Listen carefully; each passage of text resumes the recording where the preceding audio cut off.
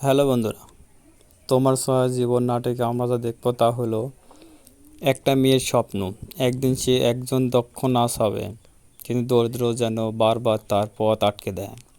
Nursing কলেজের ছাত্রী নীলা ফি জমা দিতে না পারায় পরীক্ষায় বসার অনুমতি হারায়। অনেক অনুরোধ করেও সে সুযোগ পায় না, তবুও স্বপ্ন ছাড়ে না নীলা। অন্যদিকে তার সংসারের অবস্থা আরও করুণ। মদ্যপ বাবা সংসারের দায়িত্ব ভুলে গেছে।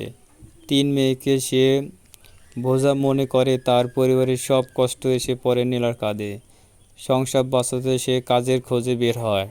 এরপর নীলা কাজ পায় এক ধনী পরিবারের বিশেষ চাহিদা সম্পন্ন যুবক নূরের দেখাশোনার জন্য।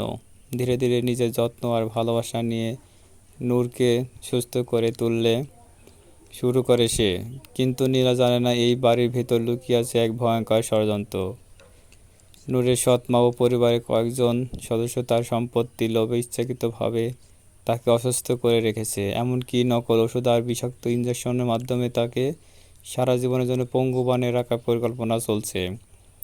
যখন নীলা সত্যটা বুঝতে পারে, তখন সে পড়ে যায় তার বড় বিপদের মুখে। এদিকে নিজের ভাঙা স্বপ্ন, অন্যদিকে নূরের জীবন বাঁচানোর লড়াই। শেষ পর্যন্ত কি নীলা এই ষড়যন্ত্র মুখোশ খুলতে পারবে? নূর কি ফিরিয়ে পাবে তার স্বাভাবিক জীবন? আর নীলার নার্স হওয়ার স্বপ্ন কি সত্যি পূরণ হবে? নাটকটা আসলে অনেক করুণ কাহিনী। ধন্যবাদ।